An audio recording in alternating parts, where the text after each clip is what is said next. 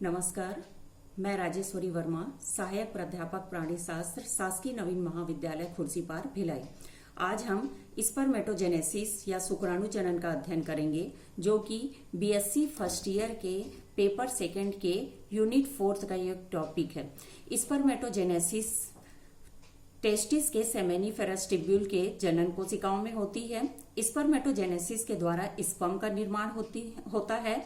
इस क्रिया में दो प्रावस्थाएं होती है। पहला फॉर्मेशन ऑफ स्पर्मेटिड, दूसरा मेटामॉर्फोसिस ऑफ स्पर्मेटिड।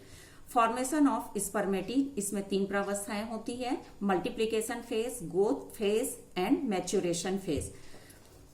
अब इसको हम डायग्राम की सहायता से देखेंगे। Process of spermatogenesis. पहला मल्टीप्लिकेशन फेज या गुणन प्रावस्था।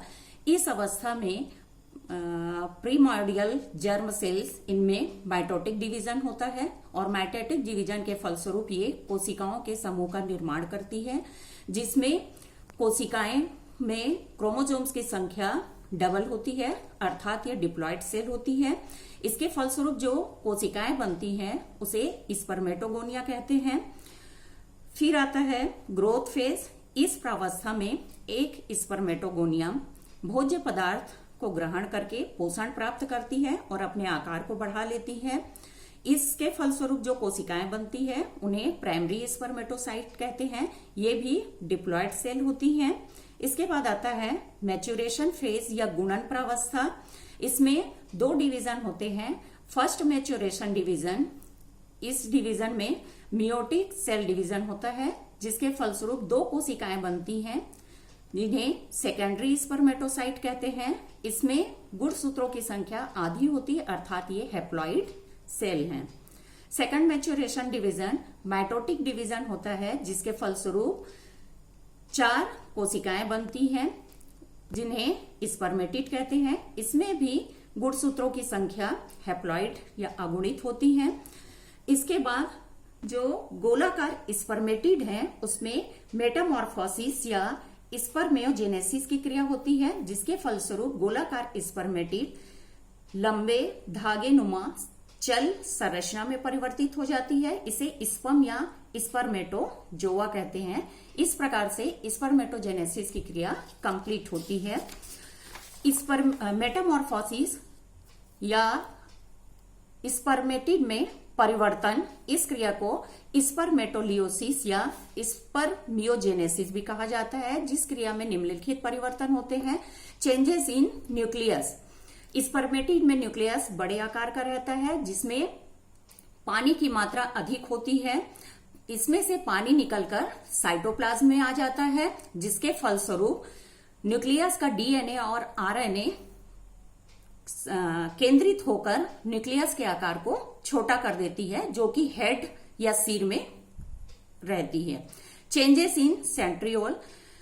स्पर्मेटिड का जो सेंट्रियोल है 2 भागों में विभाजित हो जाता है, जो केंद्रक के पीछे एक के बाद एक व्यवस्थित हो जाती है। पहला प्रॉक्सिमल सेंट्रियोल, दूसरा distal centriole. Distal centriole axial filament का निर्माण करता है और यह स्पर्म के आधारीय भाग का निर्माण करेगा।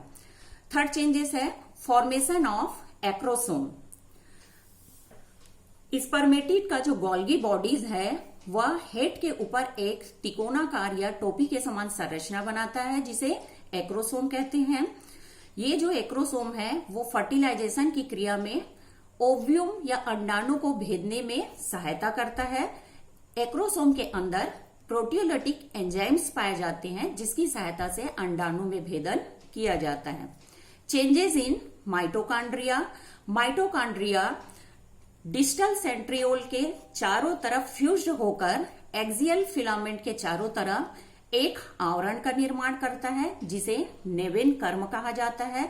ये जो आवरण है वो शुक्राणु को तैरने के लिए ऊर्जा प्रदान करने का काम करता है। इसके फलस्वरूप मेटामॉर्फोसिस की क्रिया के द्वारा जो गोलाकार अचल स्पर्मेटिड है वह एक चल धागे नुमा स्पर्म में परिवर्तित हो जाता है। स्पर्म की संरचना देखते हैं।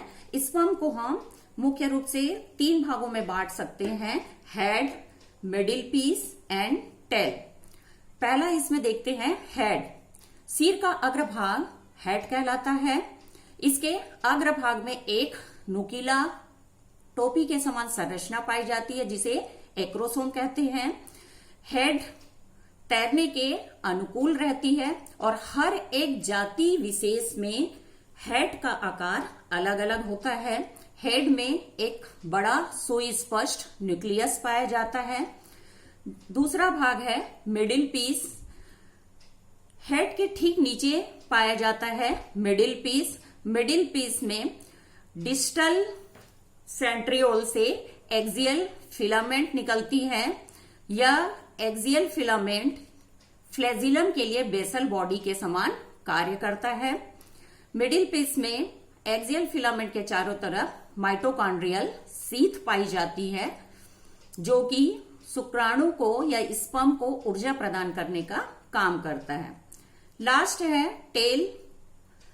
अंतिम पतला सकरा भाग टेल कहलाता है। इस भाग में एक्सियल फिलामेंट ही पाई जाती है। उसके चारों तरफ माइटोकॉन्ड्रियल सीथ नहीं पाई जाती है और ये जो टेल है वह स्पर्म को तैरने में सहायता प्रदान करता है। इसे टेल या फ्लैजिलम भी कहा जाता है।